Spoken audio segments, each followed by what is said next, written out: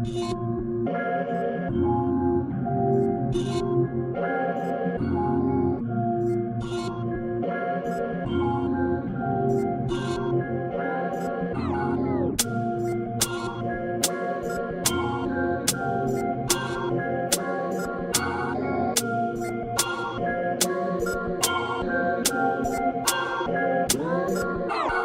perfect, perfect, perfect, perfect. What's going on, folks? Back pressing buttons. We're finally back on a consistent schedule now. I feel very good about this, man. How you doing? I'm doing very, very well. We've had a very interesting. it's been a it's been a very interesting couple of weeks in gaming, hasn't it? um yeah. So let's get into it. First off, MK1 dropped recently. I played it. If you get a chance, you can catch the story mode playthrough for it. MK1, very great game, solid game. Storyline wise, takes place after MK11, the aftermath situation. Even though it's a reboot, Well, storyline wise, it takes place directly after MK11 aftermath or aftershock, wherever the thing DLC was. Aftermath. It's Yeah, aftermath. MK11 Aftermath, but let's really call it what it is. This is at the beginning of the Big Bang in the Yeah. MK world, Um, the new era, as it's referred to. Yeah, it's a new era. This is pretty much Liu Kang's world. Liu Kang basically essentially made the world peaceful and such. One of the storyline changes in the game. I'm not going to spoil it for those that haven't played it. Sub-Zero and his younger brother. His younger brother has taken up firemancy, so he's basically Scorpion. Yeah, to basically, his older brother being Sub-Zero. Scorpion and Sub-Zero are Quile and Bihan.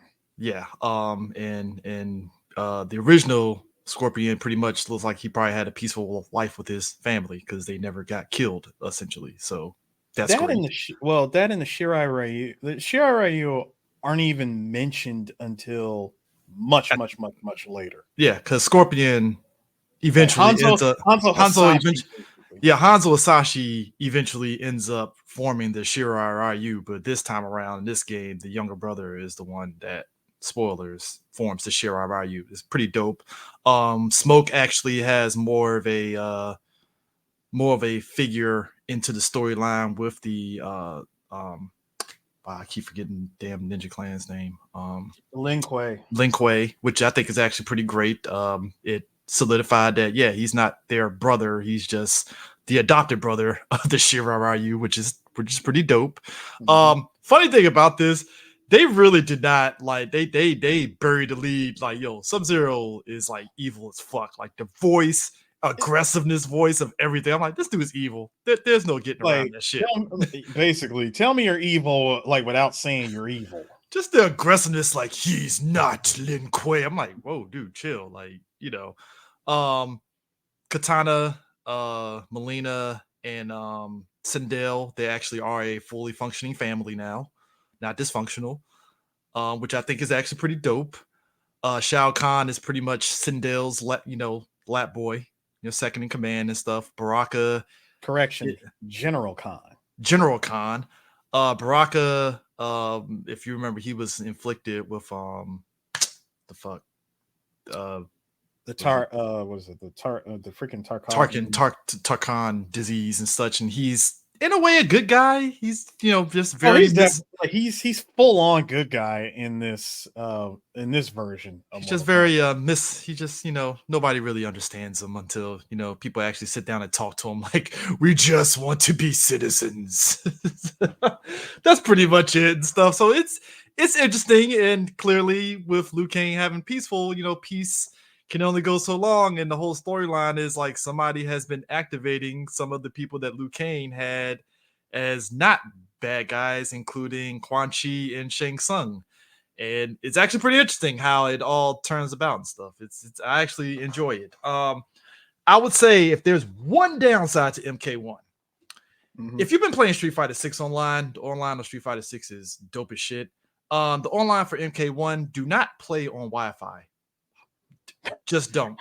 Just don't. That's a general rule of thumb for online in general. Never play on Wi-Fi. But see, as the Street Fighter 6 on Wi-Fi, it's better than MK1's Wi-Fi. Just the latency and all that stuff. I don't know what it is with Street Fighter 6. It's just for some reason, the couple times I played on Wi-Fi, I didn't have any issues stuttering or anything. That's because the bigger fan base of the franchise being the FGC, and then being the lion's share of like them having the lion's share of the fighting of Street Fighter. Basically, they're the ones that screamed to the high heavens, "Give us good netcode." We had one sole person who gave us great netcode. Basically rewrote the netcode for the PC version of Street Fighter 5. And what did Capcom do? Did they do the intelligent thing of hiring said person? No, they patched it out and we're back to the horrible netcode. Yeah. So finally, with Street Fighter 6, they listened and gave us good netcode. MK1, not so much. The online is good when you're hardwired in. Wi-Fi, no. It's atrocious, unfortunately. Bear in mind, NetherRealm was not at that. They were not at that round table during COVID. Oh hell no, they were not. Clearly, they were not at the round table, sir. Come everybody got the memo to show up for this meeting to discuss. Hey, how do we fix this? How do we do the right thing? NetherRealm, they weren't even out the door. They just didn't come. They didn't even check the email. No one showed up. By the way, check out our interview to MK1 people at San Diego. Great interview compilation. So shout out to DJ Sue for getting that interview compilation going and stuff. But yeah, that's the only ding to MK1 is literally the online netcode. Just if you're going to be spoiled from all Street Fighter 6 and you're going to go to MK1, like the fuck is this? The hell is this? Yeah, you're not going to have a good time. Yeah, like I say, hardwired. If you're hardwired in, you'll have a fine time. But Wi-Fi, no. And if you're playing against somebody that's on Wi-Fi, good luck. Good luck. But past that, like I said, the system itself is great. I'm liking the Marvel vs. Capcom aspect of it with the assist characters. It does make for a fun time, kind of mix and matching the guest characters that you can use, the cameos with the K characters that you can use, which I think is actually pretty dope. And with Liu Kang's new era and stuff, clearly this shows that certain characters are going to be introduced in different ways, which is probably why like Sonya isn't introduced in this game, this iteration of this world. Both Sonya and Kano. As a matter of fact, and Jax. As a matter of fact, here's what I think. Because NetherRealm is known for repeating their own history, they are going to have this game stick around for, I'm going to say, the better part of 6 to 8 months. I'm going to say 6 to 8 months. Mm-hmm. And then we're going to get, has to be at Evo. It's either at Evo or at a trade show. A reveal. Not just a reveal, a huge trailer drop for MK, insert expansion name here. And it's going to introduce all the cameo characters and how they fit into the full story of the new era. Yeah, because I mean, we already know the guest characters are Peacemaker and them, so the cat's out the bag on that shit. So at that, the combat, like now, as far as the combat pack is concerned, that's definitely coming. I do believe that I believe it's Omni-Man who's going to get released first in November. Yeah. So like I said, overall, great game. Overall minus online. The second bit is Separate Ways dropped. I was out of town. Well, I downloaded it before I left out of town, but Separate Ways dropped for Resident Evil 4. And it's kind of amazing how me and you reviewed the game. We talked about what was missing during the drop, right? So we were kind of like, all right, what's Separate Ways going to be? Because I'm going to keep it real. I've only played the OG Separate Ways maybe 4 times. And it is padding DLC in OG. It's enjoyable, but then you get to a part where you could tell it's padded, and it's the part where you have to like save Leon before it's too late with the battleships that made no fucking sense in the context of the story, right? So we were all like, all right, well, what's the story for this Separate Ways going to be? And I got to give Capcom credit. They hugely revamped Separate Ways to where it's worth a fucking damn. And everything that we talked about that was missing in the original game, oh, it's in here. The laser room, the second El Gigante, U3. We finally figure on how U3 came to be now instead of the original one where we were like, well, I don't know where the fuck this monster came from. Come to find out. Well, it was always there, even in OG. In OG, you had Vertigo, and then there was the other Vertigo, like the black hooded Vertigo was the one that Leon fought. Red hooded Vertigo was U3. Well, no. Remember in OG? Well, yeah, in this one, the in red OG, one, it was two of them. Because no. But you remember in OG, the red Vertigo got absorbed for the Salazar fight. That's true. So we never knew where U3 came from. We just assumed, okay, they must have fucked around and did something, whatever. And that was that, right? I think there was like a miscommunication at Capcom. Seriously. Someone who was writing the script said, all right, we're going to make sure that this one is U3. But wait a minute, this one gets absorbed with the Salazar boss fight. So wait a minute. Wait.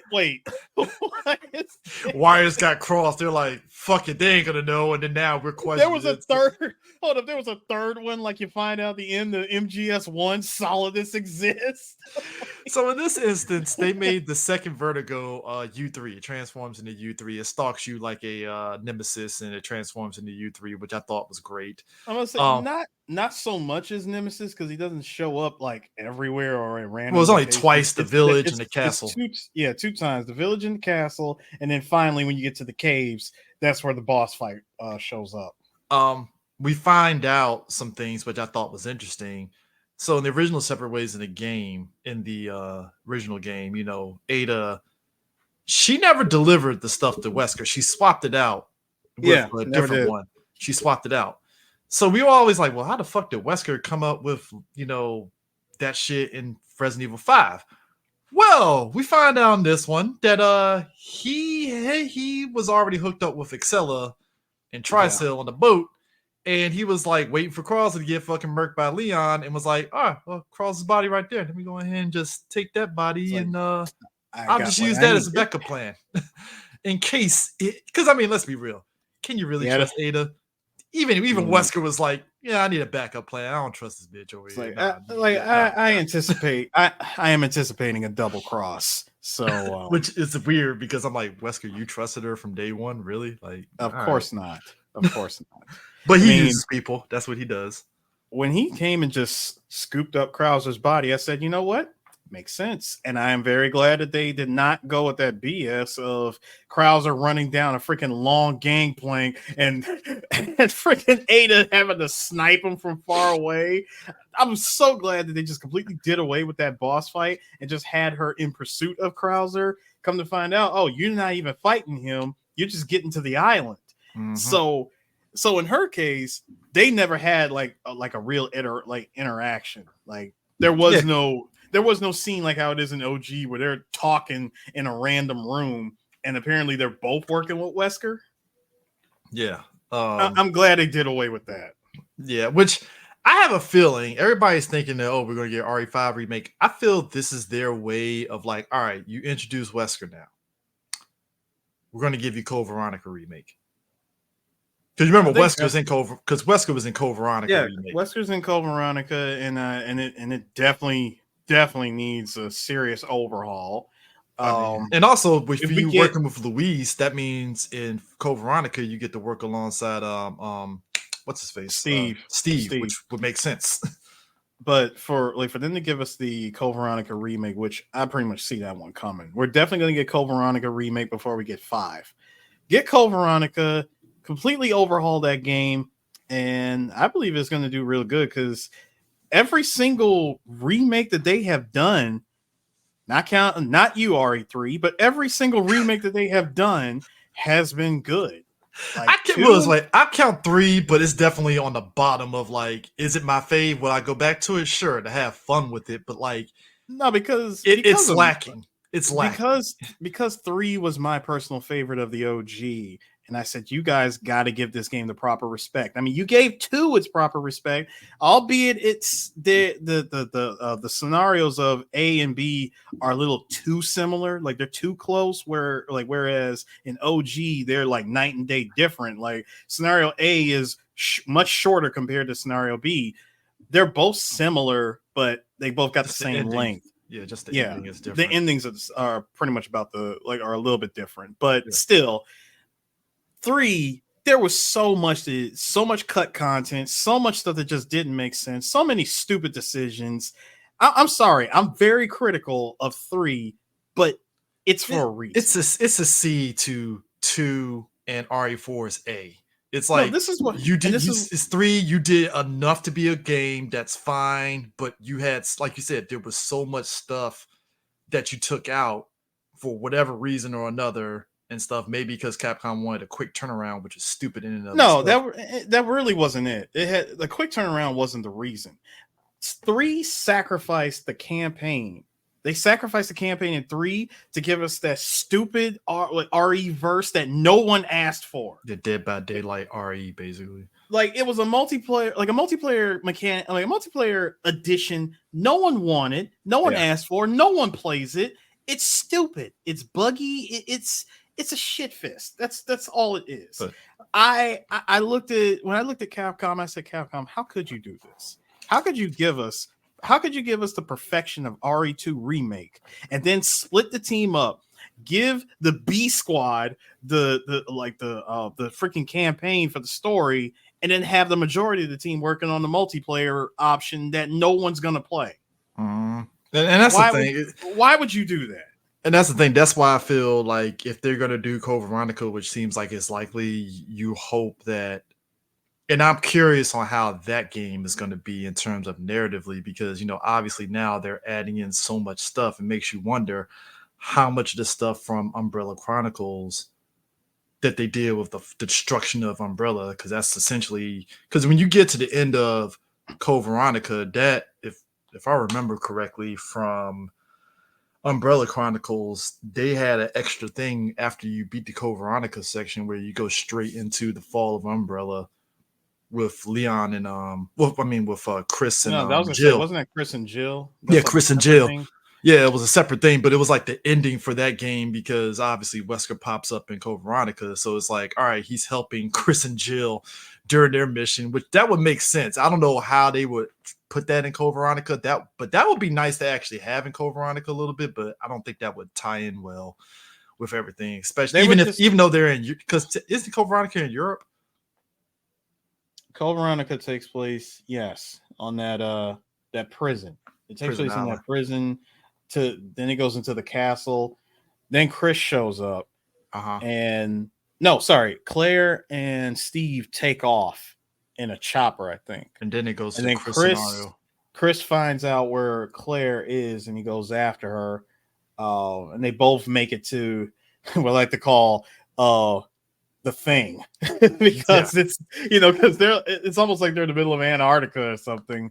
And in fact, I think that's where it is. That's where the rest of the campaign takes place, because remember, it's all snow and ice out there. Yeah, and then Wesker's there because he's trying to basically get the T Veronica virus for his own personal use before Umbrella gets to it. So yeah, that's gonna be an interesting game. Like I said, as much as everybody wants it to be RE5 remake, I'm like, I can see Code Veronica now, because it makes perfect sense to do that and stuff. So some people think that we would get. Well, I think in this case, some people are even asking for a remake to RE1. I mean, I got the remake for PlayStation 4. It's still a fun game, but I can see it because, I mean, let's be real, that game still needs to be updated. Like the tank controls and all that. Even with the updated graphics and tank controls, it's like, damn, that would be, because I think if you're going to do RE1 remake, you're going to have to just combine RE0 and 1 together and one whole game, personally. Yeah, of course. That I mean, even if it's just you can make a quick adventure with Rebecca and Billy, you don't really have to go too crazy with it and stuff. You can finally be like, oh, that's how Rebecca got back to the team. All right, cool, bet. All right, let's get on with the game and stuff. Like she was quite literally next door. So speaking of RE4 remake, I had no idea this was a thing, sir. RE4 remake is on the iPhone for $60.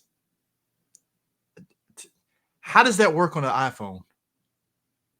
Either you connect the controller up to it via Bluetooth and play it that way, or if you really are going to hold a phone, you're going to be doing this goofy shit of holding your phone and using like the screen buttons. No.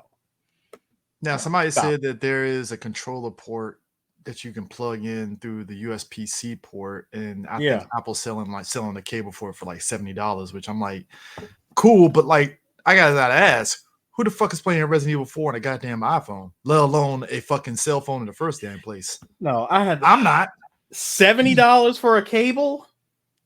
Like, my thing is this about, look, I understand mobile phones are, gaming is a big thing. It's always been a thing, so I'm not knocking it. It's just, there are certain games where I'm like, I'm not playing Resident Evil 4 on the go like that. Like, it ain't like it's a Switch, version where it's like, oh, I'm playing the OG Resident Evil 4 on the Switch and it still looks pretty good. I can have fun with that, right? Because it's or we the have Steam options. Deck. Yeah, or Steam Deck. On Steam Deck. But on a Android/iPhone, like, the hell out of here. Like, why? It's just. And speaking of which, so look, I'm all for multi-platforms. Why was MK1 on the Switch? Why? So we saw that giant pile of wolf. That shit there's atrocious. No, there's nothing that needs to be said. I mean, MK11 looked better than that shit, and that's an older game. I can say this is all the more reason why Nintendo is like gearing up. They're just gearing up to make that announcement for the next Nintendo console because it's pretty much time. Shit's gonna be on some PS4 graphics and stuff, which is fine, I guess. I don't think it's gonna be PS4. I think Nintendo might actually.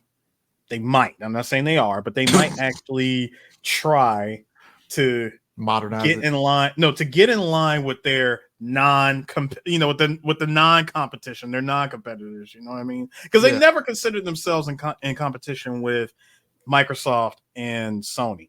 They had a lane, and they stuck with it. They just had their own lane. They just had their own lane, which is perfect for them making all their in-house games. So when it comes to third party and like other companies that they work with to make their ports, bro, if your hardware is not up to par, it's going to look like trash. Case in point, Mortal Kombat 1. Or another stupid scenario, you make cloud versions of these high profile games. Yeah. And who's trying to do that? What if I'm trying to play the game on the go? That means I have to constantly be connected to the internet in order for me to play. What was it, like the Kingdom Hearts collection or Resident? I think the Resident Evil games are cloud versions. Yeah, which I mean, Kingdom Hearts being another one that was the cloud version. If you played it on the Switch, which a lot of people weren't really big fans of, but I'm like, if that's the only way for those games to run well, then I guess so be it. I think the Batman games were kind of like that too. Yeah, Arkham Trilogy on the Switch was all cloud based, which like why? Terrible, because all it takes is for Nintendo to make that announcement of, we're gonna be cutting we're gonna be cutting the servers for pretty much for cloud-based games. I mean, so did you hear about the email from Phil Spencer on why like game publishers are kind of like eating themselves alive essentially? I heard bits and pieces about it. I know. Wait, this wouldn't be connected to the Unity debacle, would it? Oh no, we're going to talk about the Unity debacle. Okay. Oh, that shit show.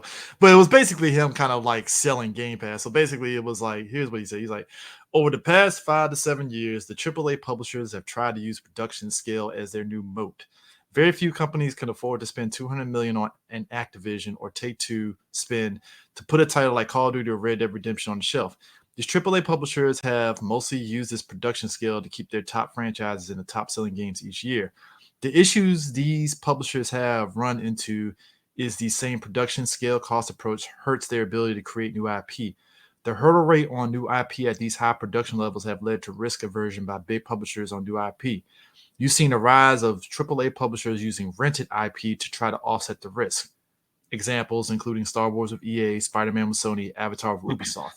This same dynamic has obviously played out in Hollywood, as well as Netflix creating more new IP than any other movie studios. Specifically, the AAA gaming publishers, starting from a position of strength driven from physical retail, have failed to create any real platform effect for themselves. They effectively continue to build their scale through aggregated per-game P&Ls, hoping to maximize each new release of their existing IP. In a new world where a AAA publisher don't have real distribution leverage with consumers, they don't have production efficiencies, and their new IP hit rate is not disproportionately higher than the industry average. We see that the top franchises today were mostly not created by AAA publishers. Games like Fortnite, Roblox, Minecraft, Candy Crush, Clash Royale, Dota 2 were all created by independent studios with full access to distribution. Overall, this, in my opinion, is a good thing for the industry, but does put AAA publishers in a precarious spot moving forward. AAA publishers are milking their top franchises, but struggling to refill their portfolio of hit franchises. Most AAA publishers are riding the success of franchises created 10 plus years ago. Well, She's right. I'm gonna say that's quite obvious, because that's really all franchise, like that's really all publishers have been doing. Like any game that's made them money years and years and years ago, they're holding on for dear life to keep those games running. And even if it means putting out sequel after sequel, or hell, remake after remake, you know, as long as it continues to make money, they're going to do it. Look at Rockstar. Grand Theft Auto 5 came out in 2013 during the PS3 and 360 era, and they are still re-releasing the game, pumping out additional content whenever they feel like it's necessary, and they have not once talked about or even dropped a trailer or even made an announcement for Grand Theft Auto 6. Which, I mean, at this point, a lot of us are just holding our breaths like, oh, they'll do it eventually. So, I mean, they pretty much abandoned all the other IPs that they did. Like, where's Bully 2? You know, where's Red Dead 3? Yeah, and Phil's perspective with Game Pass is like, well, you can try your new IP on our subscription-based service of Game Pass, and that will benefit and curate it and give it more visibility than you trying to throw money at your new IP and it tanks. I mean, listen, it didn't hit your number level, which I get. Listen, and he's right. He is right, and I'm glad he said something, because let's be real, when you tried to sell an idea, not sell an idea, when you tried to tell the audience that, guys, I'm going to keep it real, we kind of lost the console war, you know, we don't have anything. Remember when he admitted that about, you know, like the freaking war between them and Sony? When he admitted that, and that just demoralized the hell out of a lot of people, especially anyone who was a super fan of Xbox, or like basically a fan of Microsoft or Xbox in general, you know, that just demoralized the hell out of people. Yeah, and so your next option, your only other alternative at this point, is to try to sell Game Pass, which is what you should have said in the first place. Which, now the downside to this is that he also posited that, like, yeah, you can have it on Game Pass, but in order to make up the revenue on the back end, you're going to end up making your game a live service one, because you got to make up the revenue somehow since it's on Game Pass, which that's a grim thing, because nobody likes live service. And the thing of it is, that's the reason why Sony was like, no, we're not going to bring our first party games to PS Plus day and date, because that will cripple us big time. Because it's like, at that point, we're hurting ourselves monetarily, and it's just, even though it will up the value of PS Plus, that doesn't make us any money. So we're just going to do a regular, you know, release for Spider-Man and Last of Us in our games, and that's just that, you know. Which, so I think that was one of the, I guess his email kind of like highlights the whole thing with Game Pass, like the pros and cons and stuff. Like, yeah, you're putting your new IP up there on the Game Pass, but how are you going to make revenue off of it if it's on Game Pass already? So it's yeah, Let, it's I a mean, lot. let, and let's keep it a stack. Uh, PlayStation upping PlayStation upping the price of PlayStation Plus by what, 60%? It's like, well, when we last talked about it, I think it's like 40%. That's still a lot though. Like That's still ridiculous. it's still ridiculous, and it's yeah, and it was so dumb when they did that. But like it's kind of like the catch-22 where it's like, all right, we get it, but like, what are you It's doing? still stupid. I mean, with Phil Spencer still trying to sell Game Pass, I say do what you were doing in the beginning. The way you sold it, you definitely sold the hell out of it, and you definitely made it lucrative. But now that you've increased the price of Game Pass, I think a little bit, I'm really, really hoping that the games that you are going to try to put on Game Pass are not just, crummy games as a service games, Yeah, because like, people, I mean, look, Avengers right now is going for like what, $8 on Steam right now or some shit like that. mhm. And that's a game where, and I played through the story mode, great story mode, and it's just it being a live service game hurt it greatly because I think you could have rode off of the story mode and doing all those like those live service missions could have been missions in the fucking game itself proper as like side missions easily, which would have Yeah. extended the life of that game and you didn't need to do all that shit.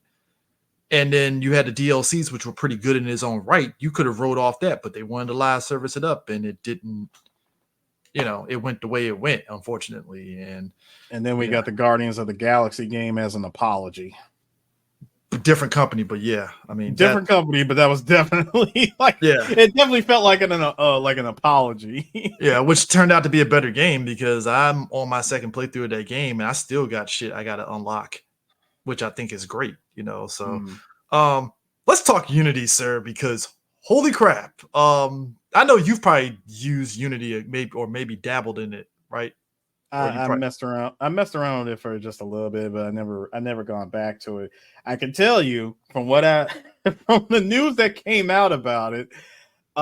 Yeah, I would be up in arms too because you do know, like, does Unity not know that what they're doing right now is going to cause the price of already expensive games on console to go up even more? oh, sir, Like, they walked it back as of 4 days ago.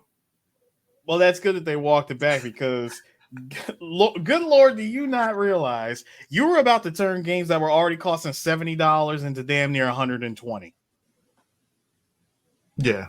So basically, here's what they were gonna do, right? So basically, Unity, it's a game engine that a majority of games use, like Like Pokemon Go, 90%. Hollow Knight, those type of games use. So it's very used. So the fee was basically going to use game installs after a game. Like basically, you're going to basically okay. The controversial fee, which many indie devs push back on, is calculated using game installs after a game crosses a certain revenue and installation threshold.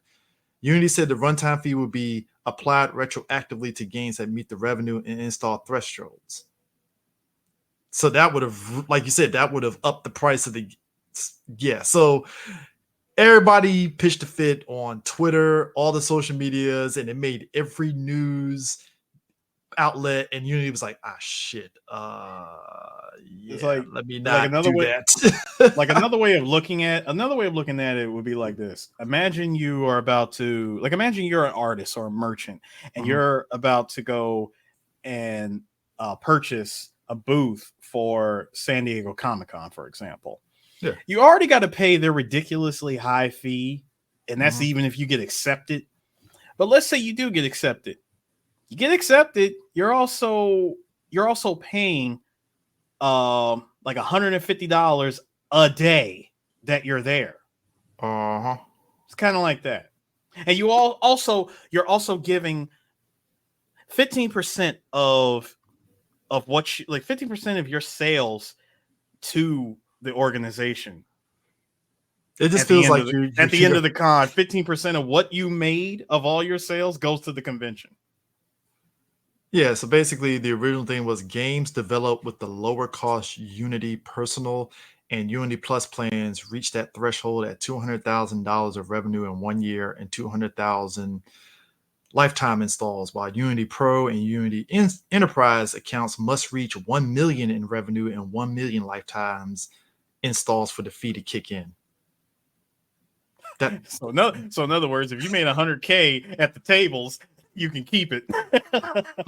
Unity Personal and Unity Plus devs will have to pay 20 cents for every game installed past their subscription specific thresholds.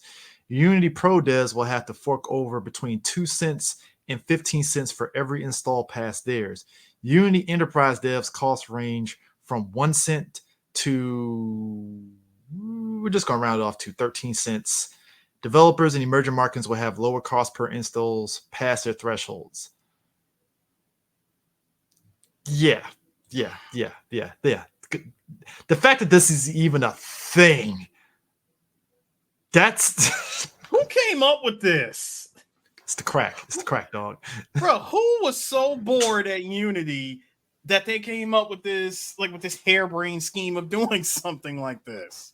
Yeah. I mean, Unity also says no game with less than 1 million in trailing 12-month revenue will be subject to the runtime fee. First That's up, wild. Unity, so new changes. So following the backlash, so Unity confirmed its personal plan will remain free. It has now said it has no plans to charge the controversial runtime fee on games built with Unity Personal. It's increasing how much revenue devs can make on games make using the free version of the engine. The old limit was 100,000, and the new limit is now 200,000. Unity is also removing the requirement to have a made with Unity splash screen appear when players boot up the game. Unity also says no. Yeah, so I already did that. The fee will only be applied to software developing using the next LTS version of Unity, which ships in 2024. So runtime fees aren't going away. Mm-hmm. So you either get I think they either get a 2.5 revenue share or a calculated revenue based on the number of new people engaging with the game each month. Damn. So, yeah. So while they walk back a good chunk of it, you still got that little thing there and stuff. But the fact that was even a thing on the table was just like, wow. Like somebody really tried to green light that. Hey, they thought they were slick, man. You know how it is. Greed will imprison us all. Yeah. That's what was it? Starfield is out right now. Everybody's digging it and stuff. Obviously, big thing with that game, despite the whole issue of not just this game, but a lot of the games of the encumbered thing where you get heavy and stuff as you're doing it, which I get it. You know, I think we just when you get used to certain things in games, you just kind of shrug and it's whatever. But I guess now everybody's finally like, hey, this isn't fun. Yeah. So once I still got a couple more pieces on this PC to finish up, and I'll probably end up getting that game. It looks really good. All right, well, you let me know how it is. Did you hear Capcom's president say that game prices is still too low? I did. And I had to turn off my computer because if I heard any more, I would have threw it out of a window. And he only highlights what we just said with Phil Spencer, where he talked about how like the development cost is being so going up. And I'm like, yeah, like you're pointing that, like for you to say video game prices are low, it's because you increase your development costs. And it's like, okay, but do you really need to increase your development costs? You Exactly. can't, like, come on, do you have to? Do we really need, like, do games really need to be that level of epic? You know? Like case in point, like good example. Mortal, like, dude, do you know that the install size for MK1? Close to 100 gigs. It's like over 100. You know what? I'm not counting the other stuff. So yeah, it's like over Yeah, 100. Yeah, you're it's right. My over bad. 100. Not to mention all the future stuff that's coming down the line. And like I said, that big ass expansion is coming. It's coming. When it gets here, you're looking at damn near 200 gigs to install Mortal Kombat 1. I'm Yeah. calling it. Yeah. And I mean, and it wasn't just Jim Sterling that said. There's a lot of other people that says that the industry can't sustain the pace of these rising development costs because shit's gonna fucking the bottom's gonna fall out. Oh yeah, 100%. Like you're not gonna sit there and tell me it's not. And it's like, yeah, games are getting bigger and more complex, but again, it just begs the question, like, do you really need all that? And certain games you get like the GTA series, but at the same time, it's like, you mean tell me you can't just use the same amount of people that you have for your previous game for this new one? Like, Not exactly. it's just man. And then, I mean, hell, I'm surprised that Street Fighter 6 was $60 if I'm gonna keep it real. So, which that makes me feel somebody at Capcom was feeling some way that it wasn't 70. I'm pretty sure there was. But again, you really gonna try to sell a fighting game for $70? This isn't like a freaking story, like a narrative based game. It's mostly a multiplayer. At its core, Street Fighter is a multiplayer game. And you're really gonna try to sell that for that much? Because they kind of did away with the whole cinematic story thanks to Street Fighter 5 and the way they told that story. It's like, yeah, you guys need new writers. Yeah. Apparently Red Dead Redemption 2 is coming to the Switch, and it is but ugly. People, I mean, look, you saw how the fucking original Red Dead Redemption came out on the fucking Switch and how everybody was like, yeah, it's mid. The port of it is mid. Bro, this isn't even a remaster. It's a demaster. It's literally like, hey, we're going to take Red Dead 2 to put it on the Switch, and we're not even going to do no up-res, no HD, nothing. Because they can't. You took a game, and even though... A beautiful game at that. You took a game that looks amazing on everything outside Nintendo, and you dropped it down to 720p, 30 FPS. Why even bother? Instead of trying to fix it and refine it to where it can run on anything, you make it worse by just taking away and even removing the ability to have this game run at a decent 60 frames. And you can't even do that. 720, my guy? That's what's hot on the streets? I mean, it's... Oh, man. Heard Sony got hacked by Anonymous again, right? Yeah. Actually, not even Sony. Not Anonymous. No. Wasn't even that. Microsoft. There was that giant Microsoft leak that dropped. Oh yeah, that's right. Yeah, so it was Microsoft and Sony. They had a whole bunch of leaks and such. Apparently Microsoft is going to have a mid-cycle console that's going to drop. That was one of the things that was in the leaks was a mid-cycle console is coming. Best of luck. For Microsoft. And I'm still gonna say it because it's a meme. Still no games. Hey, apparently the voice actors are going to probably end up striking because of the whole AI thing, which I knew that was coming a mile away, especially with recent events of the strike technically being over, but not really because it's. I don't believe it. I do not believe it until everybody is back to work. Oh no! The strike is technically still on because nothing got signed on the dotted line. Exactly. That's what I'm saying. So it's still nothing.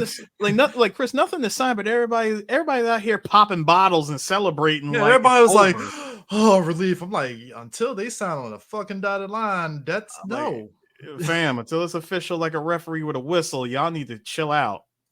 Yeah, it's like, come on, like, what are we doing here? So yeah, I'm not surprised. I mean, let's be real. Like voice acting, company's gonna find every way by hook or crook to save money every which way we can. Me and Prime talked about this when we were on Morphin Medicast, when it comes to, and even on Comic Book Corner, on how companies, try to find ways to cut corners because they want to make more money. Yeah. And it's like, well, the quality of your product is going to drop because you want to sit there and squeeze more money than you need and shit. So it's like, okay, you're going to use AI, but the quality of the voice acting isn't going to be that great. Could you imagine, if you will, the entire Metal Gear Solid 3 game being played? None of the voice actors, they wanted to go with the idea of recasting or redoing the like all the voice work, right? And because of the strike, or because all the voice actors are striking, what Konami would do instead is they'll take all the existing audio from the game, from the game that released over 20 years ago, and release it using AI, re-recording all the audio, all the dialogue. And the thing about Metal Gear Solid 3 that's an option. It's an option for sure. I just think it's like, if you already have the original audio files, there's really no point, No, but I'm saying the whole point was to redo it, because when they put out Twin Snakes, they re-recorded the audio. New audio. Yeah, they re-recorded it. I mean, look, companies are going to find ways to scoot around certain things if it means not paying the voice actor, which is why I understand why they're striking, because it's like, no, motherfucker, if you want this game to really be perfect and rake in the money, get our asses in the fucking booth and voice talent now. Like, don't just pay the money, So I why is that so hard? I mean, and the thing of it is, it's like, yeah, like,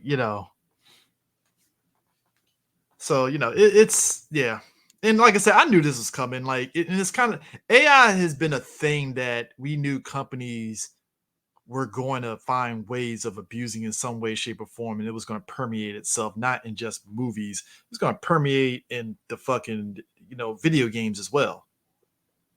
Because they're already cheaping out on labor and stuff. So why not cheap out on voice acting using AI? And I'm all for voice talent being like, no, fuck you, pay us. You either cheaping out or you overwork the hell out of your staff. It's one or the other. Sometimes both. And then sometimes you start asking yourself, why the big budget? In the case in point of MK, why the fuck are you getting Megan Fox as the voice of a fucking character when you got another chick to voice her during battle? Like, why even voice Megan Fox? Like, no offense to Megan Fox, but fuck Megan Fox. Get the actual voice, to get the chick that did the battle voice for her in the game to do the voice of the character proper. Because that character, real talk, Aris, that character is in that game for like a hot minute with the voice, and then that's it. I know. And I don't understand why they went with the celebrity. It's bad when they say that Ronda Rousey did a better job than Megan Fox. Ronda Rousey had no fucking business being Sonya Blade in the last MK game. I'm sorry. Of course, no I business. 100%, I 100% agree with you on that. But when they say that we owe Ronda Rousey an apology because the voice delivery of Megan Fox as Nikara was just awful, and it's no secret. No, Megan Fox playing the character of Nikara is just woof, okay? And it still had me, it had me in the same, and I still hold on to my same position as what I said about other certain voice actors in video games. Like, what was wrong with the voice actress that you had for Ada in RE2 remake? Why couldn't you just brought her over? Same one for 4, yeah. Just bring her over to do 4. Instead, you got the actress who played Ada in that god awful Welcome to Raccoon City movie. And I mean, why? To be fair, she ain't really high tier actor, so I'm not even that, because she's done that voice acting before, but it's not to the pedigree of the other chick that did Ada before that. And that's what I'm saying. That's my point. My point is, I'm sorry, when you put 2 and 2 together, hell, I'm not even going to mention OG Ada from from RE2 or OG RE4. I'm not even going to use her. I'm just talking RE2 remakes Ada. She's already there. She literally did the voice not even 4 years ago? Yeah. Like, not even 4. Yeah, it was 2019 when that game came out. like RE2 remake like came out in 2019. Yeah. It's 2023. You mean to tell me that you couldn't just bring her on, contract her out to do RE4 remake? Well, see, and this is the thing too. Like, so unlike MK, where it's like they got Megan Fox because they wanted to go Hollywood, their rationale for doing Ada was because it was kind of interesting. So the actor that they had for Leon was new for the RE2 remake, Yeah, he was new. and the Ada was from the older games. And their logic was, well, if we have this new voice talent for Leon, we might as well get a new voice talent for Ada just to keep things balanced. Which, okay, fine, I get. It's just when you announce that, oh, it's the chick from the not as well received new RE movie, it's like the only fringe benefit she has is she's done voice acting before. But if you're used to the old Ada voice for so long, it's like, damn, it's kind of like when you were mentioning, like, you could have got Gary Chalk as Optimus Prime on the new Transformers movie. It's not to say Ron Perlman did a horrible job. No, I loved him in that movie. It's just when you're used to Gary Chalk for so damn long, that's what you're used to.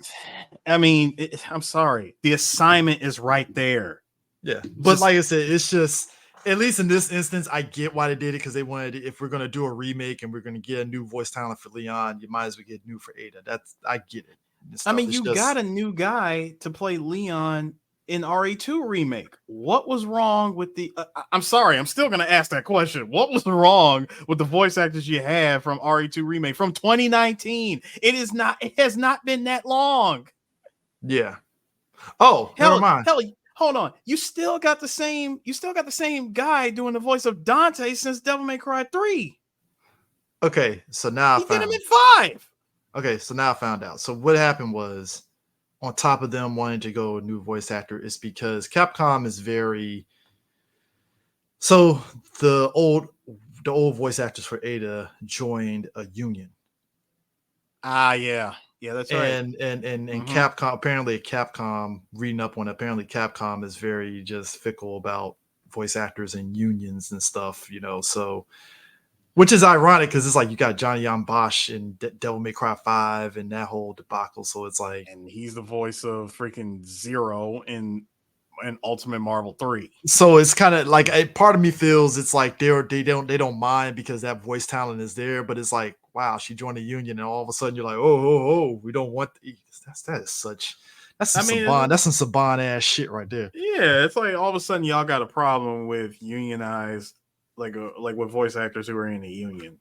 Yeah, so yeah, it's unfortunate, but it's this the AI thing is just like, wow, really? Okay.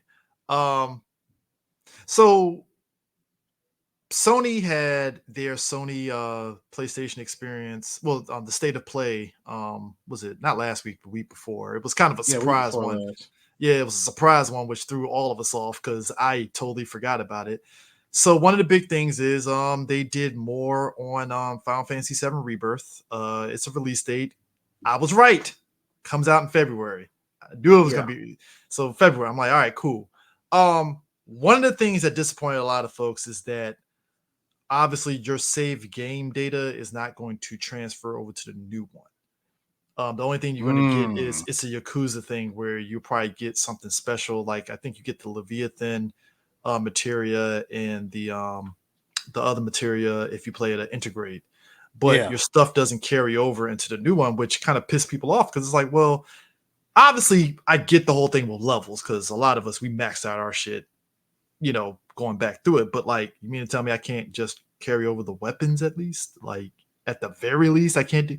And I guess apparently according to Square Enix, their logic was, well, we want to make each game its own, like, standalone game. And I'm like, bro, we see the writing on the wall that by the time you get to the third game, you're going to come out with a Final Fantasy, a patch or something to where, I can carry forward all my shit in all 3 games. So what the fuck? Like we see the writing on the wall. It's obvious as shit what you're going to do. And hang on, CJ. It's also another thing.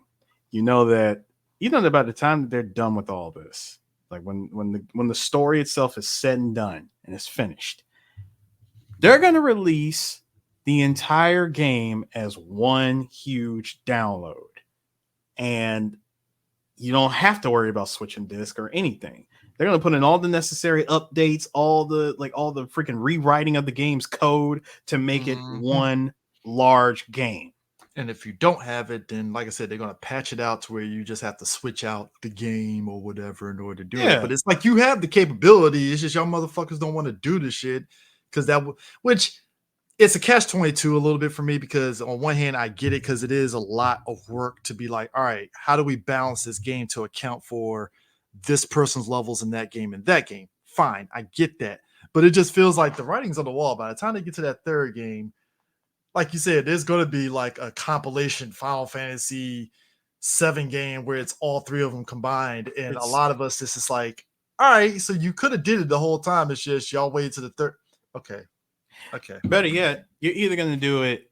You might not necessarily do it this console generation, but I do believe that in the future, there will be a future console, future PlayStation or Xbox or Steam update where you're going to drop the trailer and it's going to be Final Fantasy 7 Remake complete.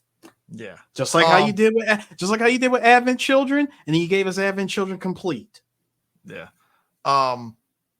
So in the trailer, it looks like the one character that's missing and it's going to probably be in the third game, Sid, because Vincent is prominently in Rebirth, which it begs the question, where is this one going to stop at? Because they said, well, no, they actually did say probably is going to be when Eris gets killed.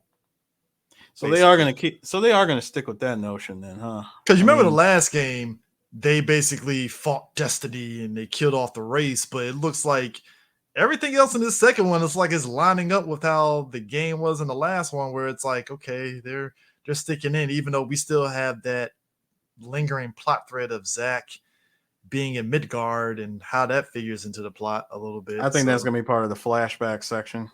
Yeah, for sure. Because he has Cloud with them. Because you had Cloud and Sephiroth fighting together, and that was flashback. Yeah, so now Cloud and Zack, and I'm like, well, how does that figure now? So what's gonna happen with that? It's probably just gonna tell. It's just gonna tell the story from, I guess, from Cloud's. What is it? When Tifa goes into Cloud's mind and discovers like all the stuff that he never said in that story, and all that junk. There's a lot of that's gonna get probably explored. The other stuff that I think, because damn, if they're don't show Sid. Here's what I wonder. Are we going to see weapons? They did in the trailer. They had two of the weapons because we saw them fire the freaking, what was it, the Juno cannon. Yeah. So what was the underwater one? Was that red, or which one was that? I think that was Emerald. No, the underwater one is Emerald weapon. So Emerald weapon was in the trailer. And the one they fired the cannon at is which one? I think that one was that wasn't Ultima weapon. The one they because there's two. I know there was the one that shows up and gets his head blown off. That one, I want to say that one was not Ruby weapon, because Ruby weapon was the hidden weapon that you fought in the desert. Yeah, it's one. It's two of them pop up in the. Two of them pop up in the trailer. Yeah, two of them pop up in the trailer, which kind of confirms that they're going to probably be side missions to fight the weapons and stuff. Which I'm like, all right, interesting. Golden Saucer was in the trailer for sure. Yeah, we get the gold saucer, the giant snake that Sephiroth killed in OG. I think you're gonna fight it this time. Well, wasn't that like a no? That was an option in the old game. In the old game, you could dodge it, or you could fight it if you were at a certain level and stuff. I mean, you can risk good luck trying to dodge it, because that thing would always like zigzag around in the freaking field. Yeah, I think then you need a chocobo in order to get past it. You needed like a fast chocobo to get around it. Yeah. So, like I said, it looks interesting, and like they said the Forbidden Forest is where it's supposed to end off at. Which I'm like, well, poor Aerith, she's gonna die, or will she? I don't know. We'll see how it ends. Is she gonna Spidey sense and roll cancel? Yeah, So that's gonna be that's definitely gonna be pretty dope. The second one was Spider-Man, Spider-Man 2. They expanded the map this time. Oh yeah, it's huge, way bigger than one. Oh yeah, way bigger than one. You can switch, much like GTA 5. You can switch off between Peter and Miles. They each have their own unique missions to them when you switch off and stuff. Some of them are kind of combined and stuff, which I expected. Mhm. Definitely expanded on Peter when he has a symbiote costume, which great. A lot of story and gameplay elements, and it's hey, look, that's gonna probably be another one of those things where they said apparently the story mode for that game is going to be just as long as the first game, which Makes good sense. job, makes Definitely. sense. Dude, the Um, unlocks. The unlocks is probably going to be ridiculous. You know how many suits they're going to jam pack this game with? I'm curious to see if some of your suits from the last game is going to show up like in some way, shape, or form. I see it being a possibility. I mean, because they gave us so many suits in the first one, especially in Spider-Man Remastered, and hell, even Miles Morales, that DLC got like a bunch of costumes. I think what is going to happen is you're going to get all the costumes from the first game, Mhm. along with a whole bunch of more costumes. Oh yeah, it's supposed to be a ton of costumes. That's not even counting the pre-order fucking costumes. Yeah, So because don't you also get wasn't Japanese Spider-Man one of the costumes?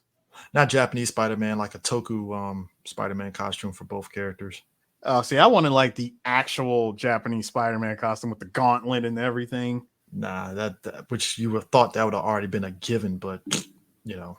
Oh well, I'll wait for the game to drop on Steam and somebody mods it in there because you know someone will.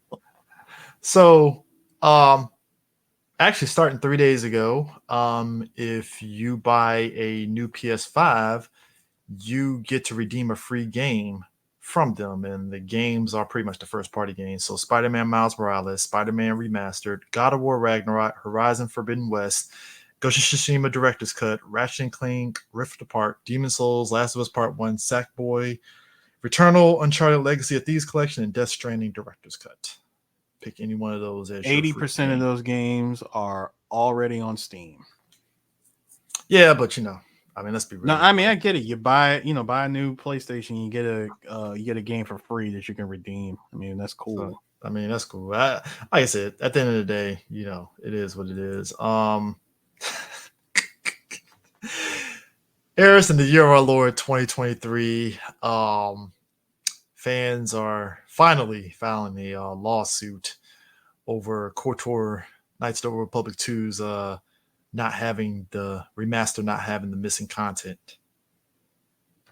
And all right, I gotta ask this question because this also goes right along into what's going on with Konami and them putting out the Metal Gear collection.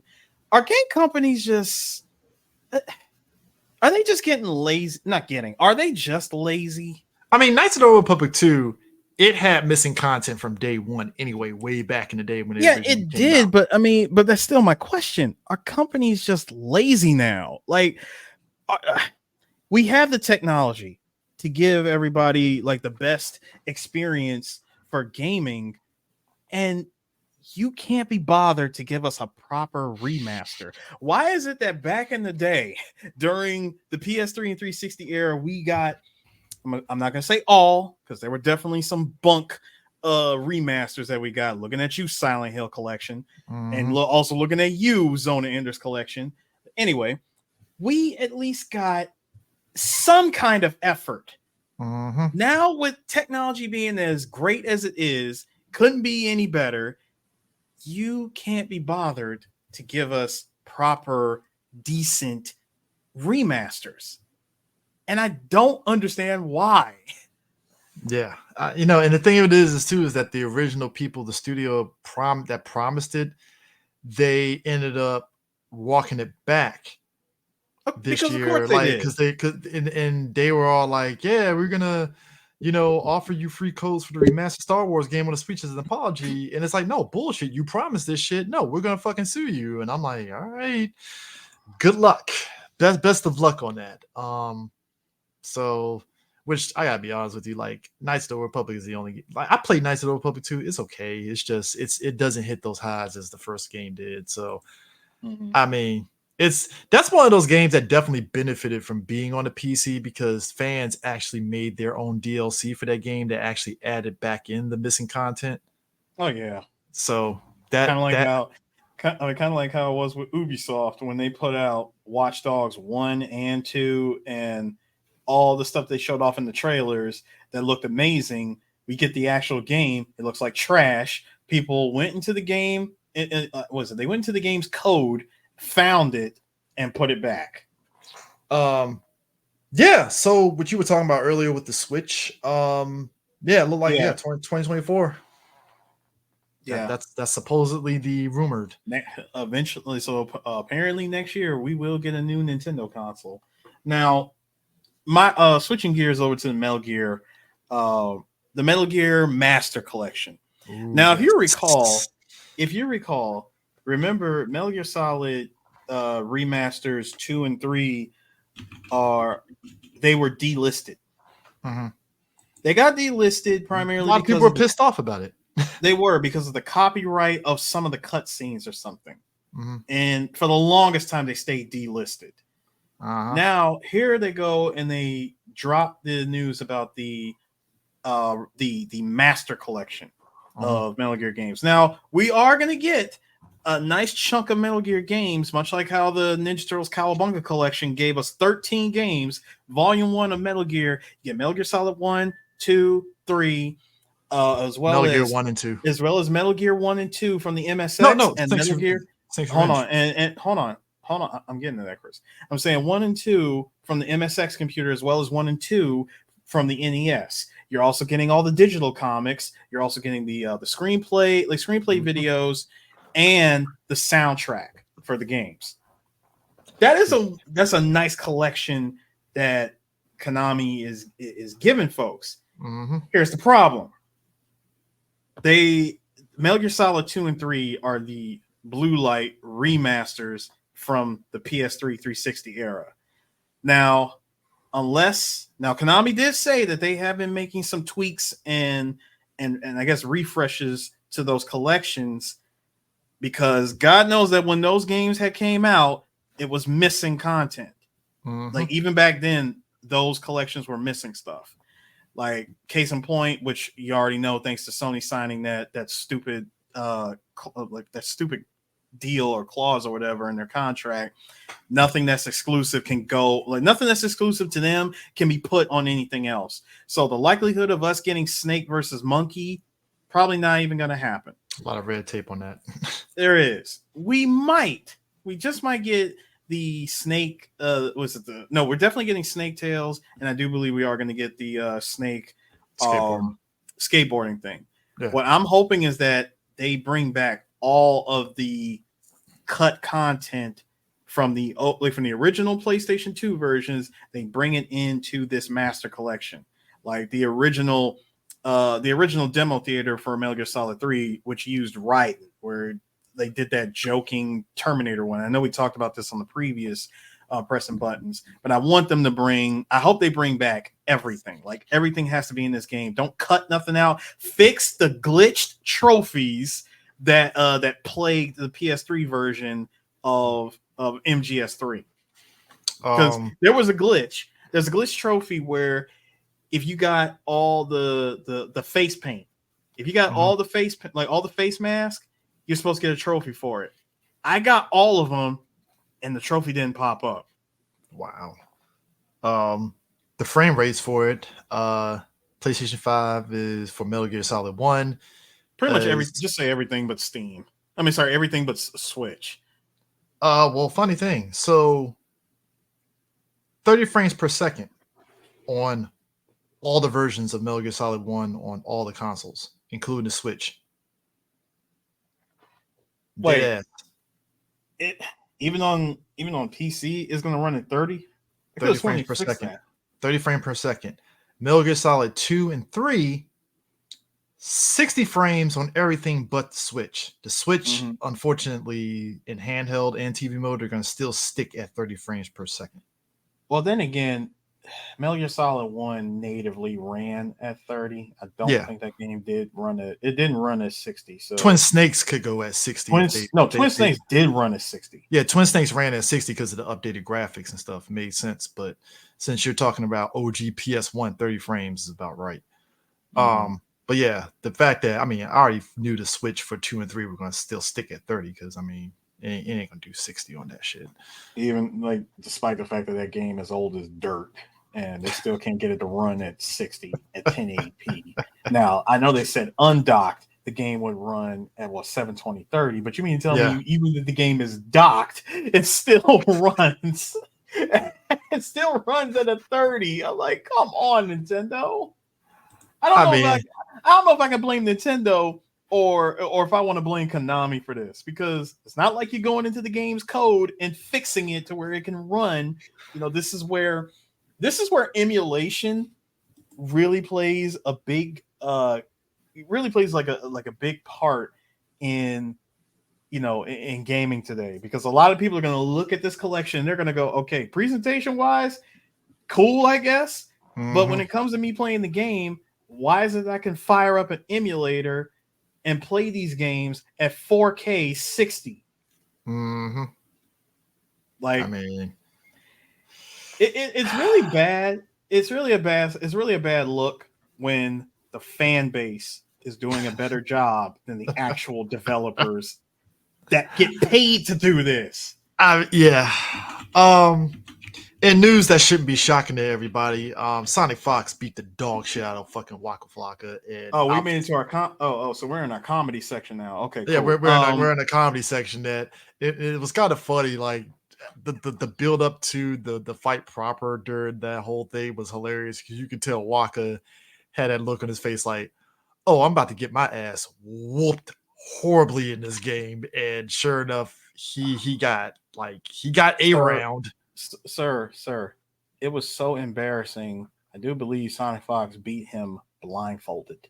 Yeah, he said last match he's gonna beat him blindfolded. Last match, blindfolded, he whooped his ass. Waka, please go back to doing your vegan shit or whatever the hell that you've been doing prior to getting into gaming. Just stay over there. Look, you man, embarrassed yourself. Don't embarrass yourself anymore. Stay over there. Look, man, this is why. Shoot, you know what? Fuck it. I'll shoot my shot. Let me run. Let me run a set with Fly, like with freaking Walker. I guarantee you, I will The be. reason why all of us were sitting up there looking at people bigging up Lupe, and I'm like, dude, Daigo was fucking taking it so easy on that dude. It was insane. Like, Daigo was in La La Land. Yeah, he was just like, who's Lupe Fiasco? Sure, bro. When Daigo found out that he lost, even he was like, "Oh, it's over." Oh, it's over. All right. So everybody's like, "Oh, Lupe, man, he's the GOAT. Get the fuck out of here, man." Get the hell I'm like, stop it. You want to troll, fine, but get the hell out of my face with that bullshit. Like that dude that dude would have got power washed by Daigo. You fucking kidding me? Pressure wash, sir. Pressure wash. Using a pressure wash.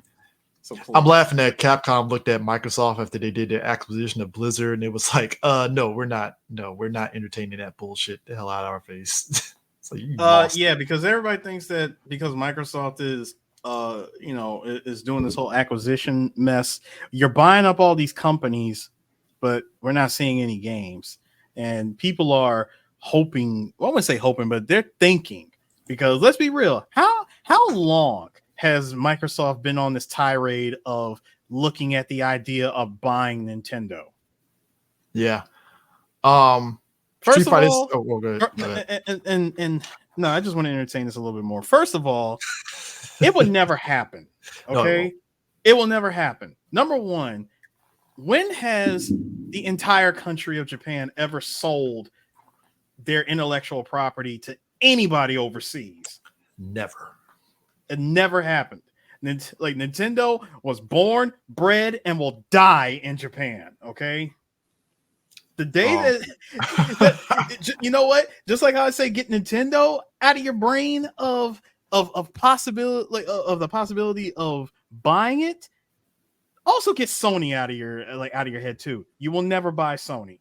That's two companies from Japan that Microsoft can never own. You have a better shot of Sony and Nintendo combining forces. You have a better chance of buying smaller, of buying publishers. You might buy Konami. You might buy Well, I don't know about Capcom, but I mean, you might. But you can attempt to buy Capcom. You can try to buy Konami, and you can try to buy Sega while you're at it. Yeah, because technically Sega was an American company before it got sold to Japan. Yeah, that's true. Speaking of Capcom, Quality of Life update is going to be dropping tomorrow for Street Fighter 6. For Street Fighter 6? Yeah. The improvements include if you're doing online tournament streaming, custom room display settings were added. So it kind of makes the online tournament streaming experience way better, which I gotta admit, some of these online tournaments I've been watching on YouTube have been pretty nice to watch and stuff. So we have definitely hitting that next level of like online tournaments being another viable option for those folks that don't want to travel like that, which I think is a great thing. Well, you know what? That's a nice apology for that Ninja Turtles collab costing like $30 freaking. But anyway, that's just my opinion. Button release input can be toggled on and off at the character select screen in versus mode. Okay. New strike projectile invincibility timed UI in frame meter. Always repeat playback edit and recording setting and replay, and assign shortcuts without having to use the function button. These are actually really good updates. I think this is great, especially if you're using the training options for it, which I mean, the training option for this game is actually really, really good. Yeah. So, yeah, like I said, this does feel like an apology. Like, yeah, we really fucked that up, didn't we? It's a form of an apology, and I'll give it that. Yeah. It's definitely going to be great. I mean, obviously, they got to get their DLCs in on the costumes and stuff because there's that. Did you see the stuff for Tekken 8? Yes, I did. Did you sign up for the for the next beta that's coming next month? No, I didn't. I need to do that. Yeah, you should get on that. Yeah. I did see the new stuff that they're doing, and I definitely saw what they did at Tokyo Game Show, and I saw the FGC was pissed. No surprise, no shot. They revealed a giant panda statue with a Xiaoyu cosplayer. Xiaoyu cosplayer, cute, but panda though. Everybody in the FGC screaming, wasted slot, snooze. Go fuck themselves. Panda's a staple in Tekken, dog. Like Panda and Kuma are staple. Everybody saying the same thing. Like I'm not gonna, dog. I'm not spending Tekken 8. Like I'm not spending $70 to play with bears and other weird characters. I don't care. Get the fuck out of here. They're gonna pay the money. They can get the hell on. That's one character out of a fucking large ass roster. I already said same people that are complaining about not playing, not playing with the Bears are gonna be the same people that are gonna drop the $70 to buy this game anyway. Yeah. The replay system for this game for Tekken 8 is going to be game breaking because it's basically like it notifies you basically if you haven't performed certain moves properly, and you can practice it to where you can hit it. So say for instance, you're trying to perform a throw escape, right? It will tell you, oh, you didn't do the shit right. So we're going to allow you to practice that shit till you get it right.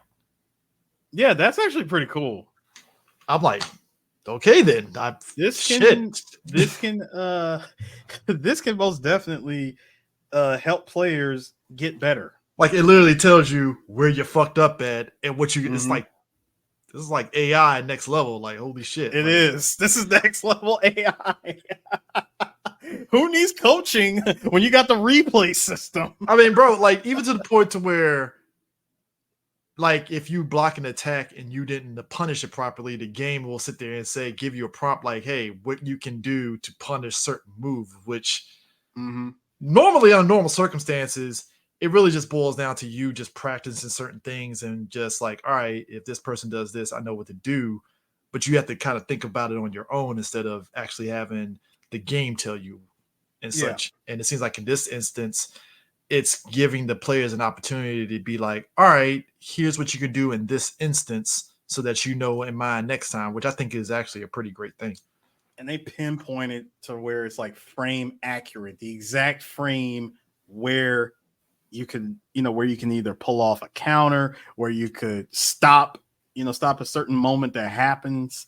Mhm. That's dope. That's really dope. Like any match that you replay against somebody, you can actually interject your character into it and play through those different scenarios. And I'm like, Yes. word. It's Okay. like they took the, Okay. it's almost like they took the trials from Third Strike Online Edition to where you can practice the Daigo parry. Yeah. It's like they took that concept and put it into Tekken where it's in real time of, hey, here's like during your replay, we noticed you missed an opportunity to punish, or you could have did a throw escape here, or hey, you got caught in King's multi-throw. This is where you're supposed to get out. Now go in there, practice it. Do that shit 10 times, like 5 times going left, 5 times going right. Yeah. I mean, it's yeah. So there was a lot of announcements at Tokyo Game Show from Capcom. One of them being Dragon's Dogma 2. Obviously they're pressing Exoprimal, which I'm still kind of like, I don't care. I'm whatever about it. I'm sure it'll be a fine game. Apollo Justice Ace Attorney trilogy. That's gonna be great. Wasn't all the stuff that was announced like the same stuff that got announced at not E3? Yeah, but it's more expansive and stuff. They had a lot of video from that stuff. Monster Hunter Now AR. Yeah, I'm already playing Monster Hunter on my phone. It's how was that experience compared to the consoles? Basically, it's Pokemon Go but Monster Hunter. Oh, okay. Like, and I don't even mean that in a bad way. Like I could tell you, just from playing it, you get to hunt the monsters. Like they're pretty much all the OG monsters from previous Monster Hunters, but their look is that of Monster Hunter World, and yeah, it's the same thing. You just go around, like walk around your neighborhood or whatever, and your Palico will find stuff for the gathering hub for you. You will definitely encounter monsters, and you definitely got to level up. Like one of the special events that popped up was, hey, you get to fight Diablos. I'm like, bro, I'm not even level 20 yet, and you want me to fight Diablos? I want like a monster that can and will one shot you. Good luck on that. I did, and I got murked, and I said, "Yep, I'm pulling out." I should send you the screenshot because bro, I was at home. The game refreshed itself. There were 3 of them. 3 Diablos in my. I was like, dude, I got nothing to fight this thing with. I would love to fight them because, bro, that's armor, that's weapons that I can get right there just from beating Diablos. But but it's fun because all you do is you just tap the screen for when you fight a monster. Yeah. So before Tokyo Game Show had dropped, RGG did a RGG summit for the Yakuza games. So you have Like a Dragon Gaiden, The Man Who Erased His Name, which you follow Kazuma Kiryu as he is trying to live a peaceful life after he faked his death at the end of Yakuza 6 and left organized crime. So now he's kind of having to go back into the criminal underworld as a secret agent now. They had a lot of gameplay and story trailers for that, which is looking to be pretty dope because like he can switch between his Yakuza fighting form and also the secret agent form where he uses gadgets and stuff, which I'm excited for. This look, man, them Yakuza games have not missed at all. I mean, I'll give that to you. And then they had a trailer for Like a Dragon Infinite Wealth, which is pretty much the game that leads The Man Who Erased His Name leads into, where you're going back and playing as Ichiban from Like a Dragon, and you play both him and Kazuma, and it's still using the RPG system from Like a Dragon. And again, I'm excited because those games are like full of fucking content out the ass. And yeah, this is gonna be great. These games are gonna be fucking great, and I can't wait. And it just further just I again looking at you, Suzuki, like you really screwed the You fucking dropped pooch it. on. You Yeah, you screwed it. dropped the ball. You You definitely dropped blew the it. ball big time, man. You Dropped had the it off and ball. you blew it. Like dropped the ball big time. I Like mean, how could you hold the most monumental L in gaming history? Is just beyond me. I mean, just yeah, yeah. Trying to think, was there anything that popped up? Because obviously we have Harada and them with the Tekken 8 stuff, which that story mode for Tekken 8 is going to be pretty dope. Oh, I can't wait. That's going to be fun. I think a Like, lot of people are grossly underestimating how great it's going to be, but I think it's kind of interesting. It's like some people care about the story mode, other people don't. They just play through story mode and then they just go straight into it, which that's totally understandable. Um, but yeah, I think that for them to really put like a lot of emphasis on it, yeah, it makes sense and such. So yeah. it is what it is. Let's see. Raven looks like a beast. The more footage I see him in the Tekken 8. Yes, I did see I saw the trailer. I saw the video footage and junk, and I'm thinking, what are y'all gonna do? Like what? Like the amount of stuff that you could do with him is just It's way more than what he's previously could do before. That's the crazy part. yeah, man. I'm like, Dude, bro, and your boy Fink way back. yeah. Finn came back. I'm like, okay, shit. He's actually That he's outfit actually look really pimp as good. shit. He's really good. Like I like what I'm seeing with him. Like, okay. I mean, Fink Way gonna be beast. I mean, I'm still holding on to holding on with King. Like I really can't wait to get my hands on this game and do stuff with him. Yes, his backdash is god awful, but hopefully I can figure out ways around that. 19 characters for the closed beta test, which is going to Oh, include. I thought we were getting 20 something. I thought we were 19 getting character. I mean, it said 19 characters available for the Tekken 8 closed beta test, will consist of all the characters that were available during the closed network test. Raven, Fang, and Azucena. 20. Okay. So yeah. So I already know what that means. It means for them the 3-4 days that we have to play this game. That means I got to try my best to do as much as possible and play with every character that I'm interested in. Yeah, so I'm looking at the characters. So Panda, Fang, Dragunov, Shaheen, Yoshimitsu, Kuma, Steve, Leo, Raven, Asusina, Claudio, Huang, Brian, Lily, Jack 8, Lars, Xiaoyu, Nina, Leroy, Asuka, Law, Paul, June, King, Kazuya, and Jin. That is a fucking roster and a half, and they still got more goddamn characters to go. Yep. That is, man, they more to come. They coming in hot. Definitely more to come. So, but yeah, I'm definitely going to register for that closed beta test because I feel I definitely need to. Hopefully, I get accepted because that, yeah. So, and guess what? Anyone who got into the beta from before, like during the summer, congratulations! You don't have to register. You can get right in automatically. I'm like, you get it automatically. It's like, all right, man. I guess, sure. Still had me feeling some way because I couldn't even get a damn code.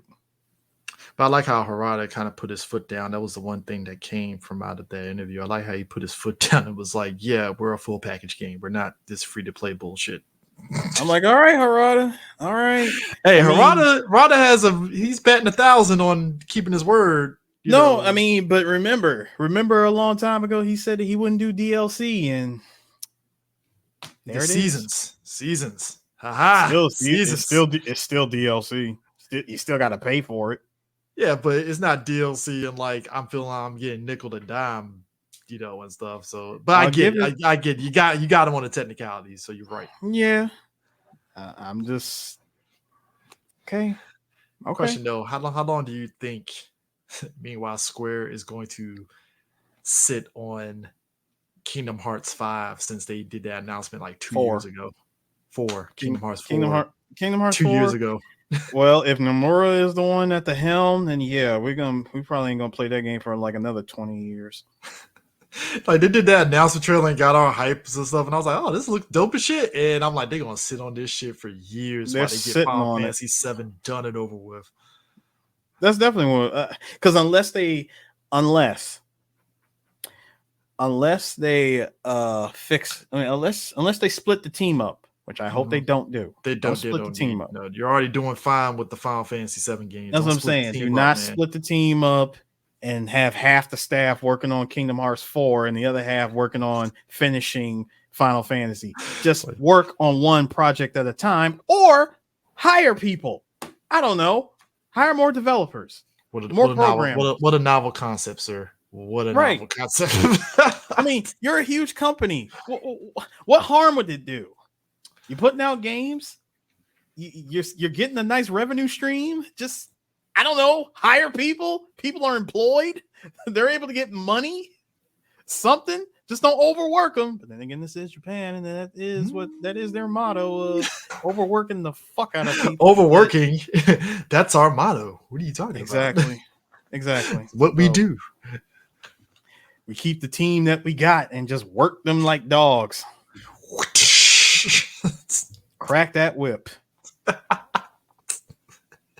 It's like, that's what you get, son. Like, man.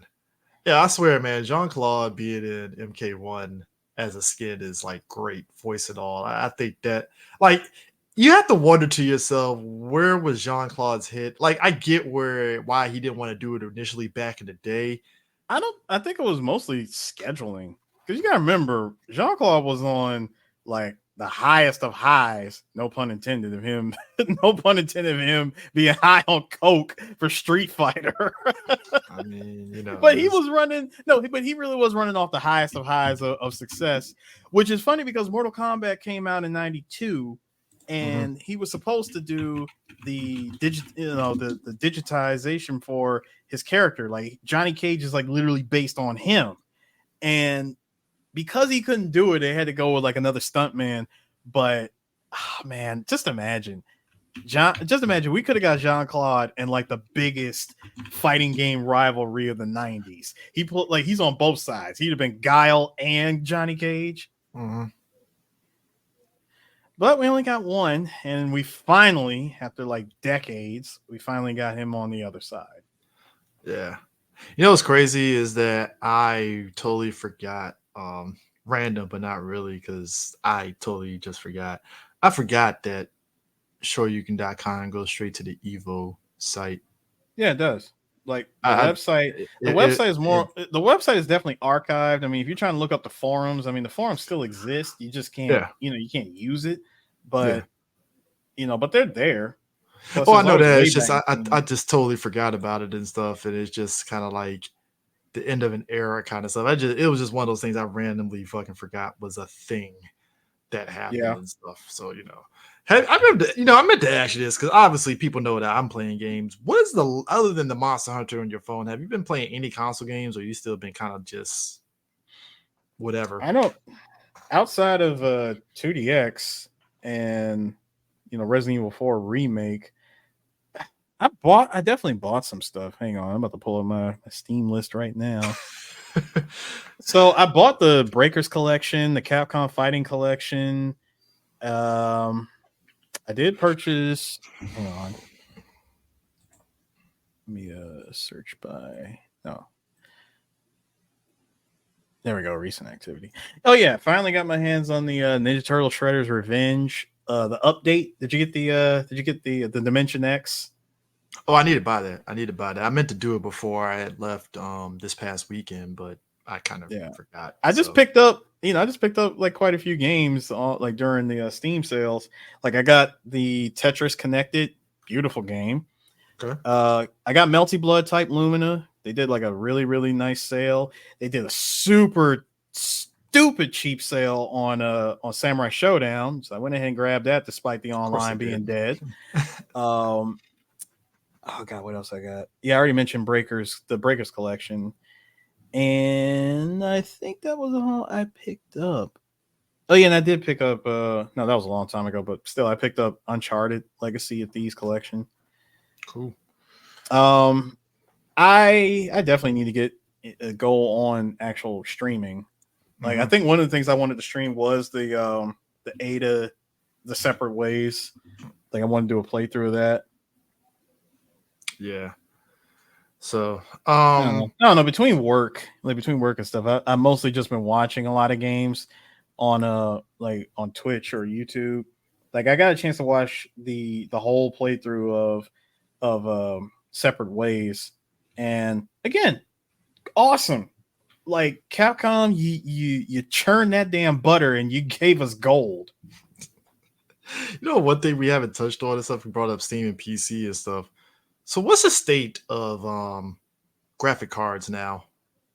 You know, COVID, So even though I know graphics. COVID isn't necessarily gone per se, but I would have to imagine Oh no. manufacturing is No. Don't even worry about it, man. That whole mad dash, that gold rush of getting a high power graphics card for crypto mining is as good as dead. I figured as much. It's about as dead as crypto itself. Yeah, crypto is officially dead. I think we could put the bud in that one because that I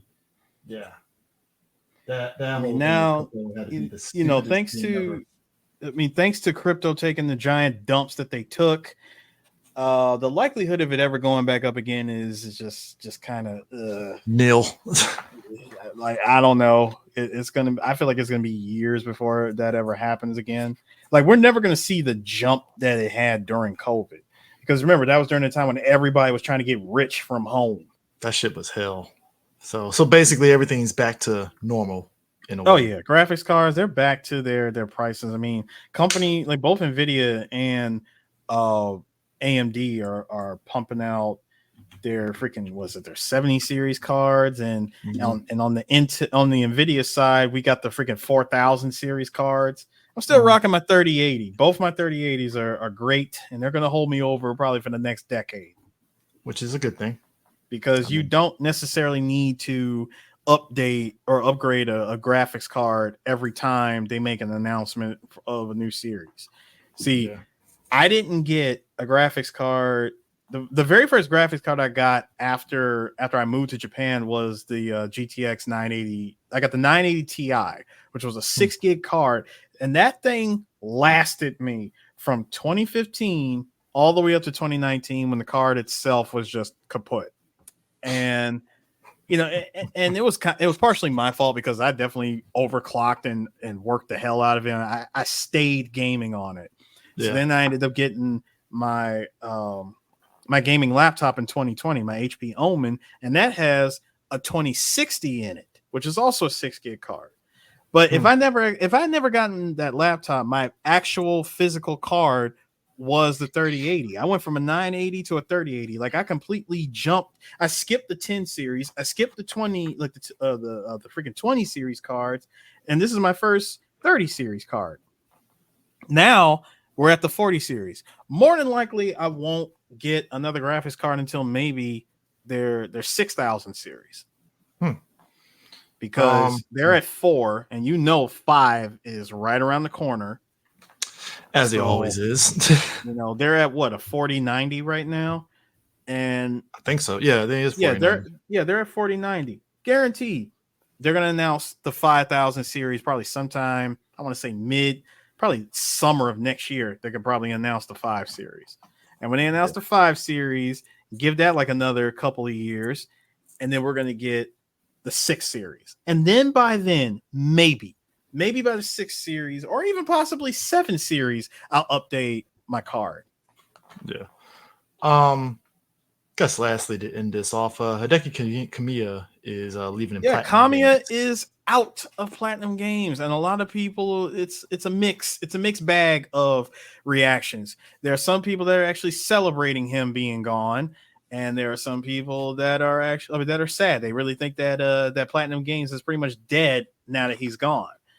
I don't think I they'll be don't. good. I think I'm they'll not be in that fine. camp. I'm not in that camp of people that think. I mean, that think that Platinum is dead now that he's gone. I don't think that. I will say that with him being gone, some people think, well, now Platinum can actually put out games.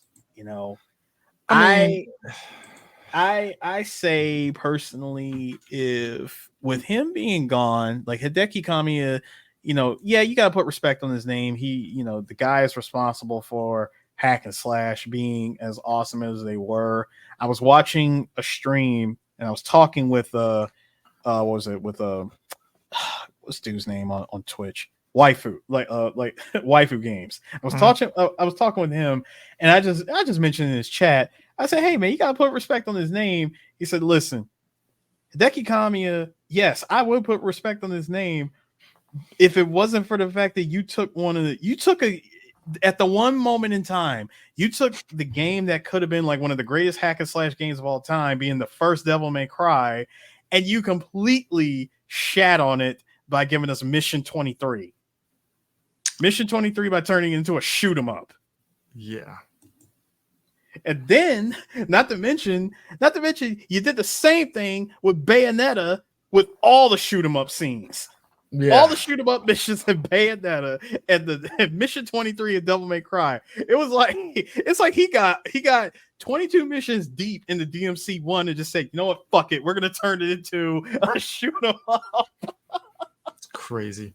It's like, why would you do that? That was stupid. No one, and I repeat, nobody, speedrunners especially, hate this.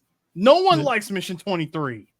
Yeah, I mean, and the thing of it is, like, Bayonetta 3 was their game and stuff. It came out. It's okay game. It definitely has its quirks, but it's still a fine game at the end of the day and stuff. And then yeah, it's good, but is it Bayonetta 2 though?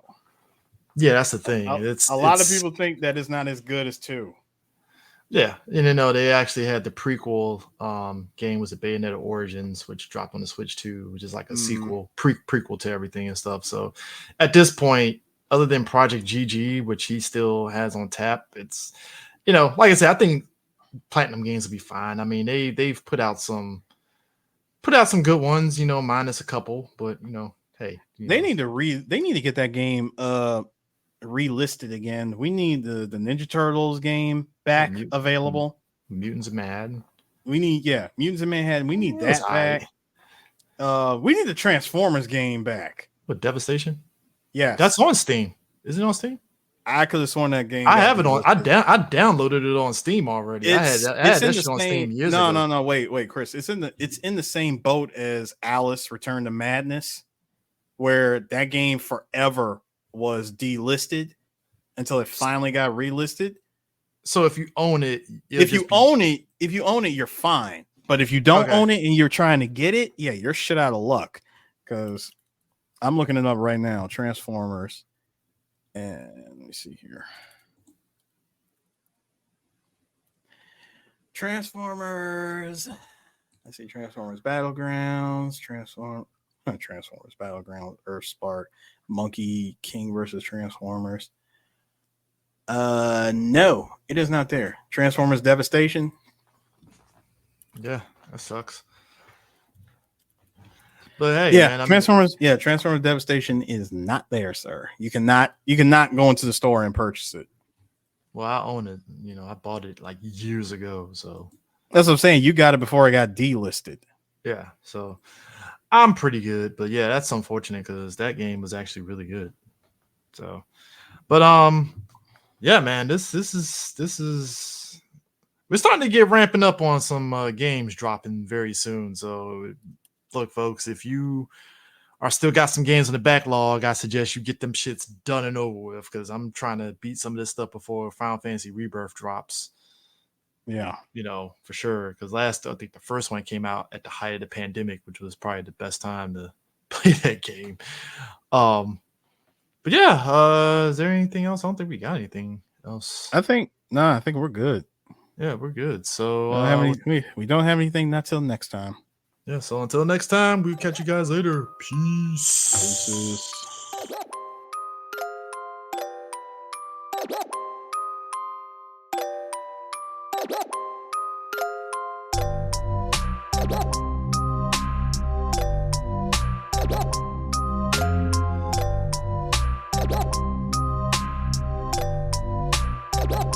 That boy is Benny Hanna.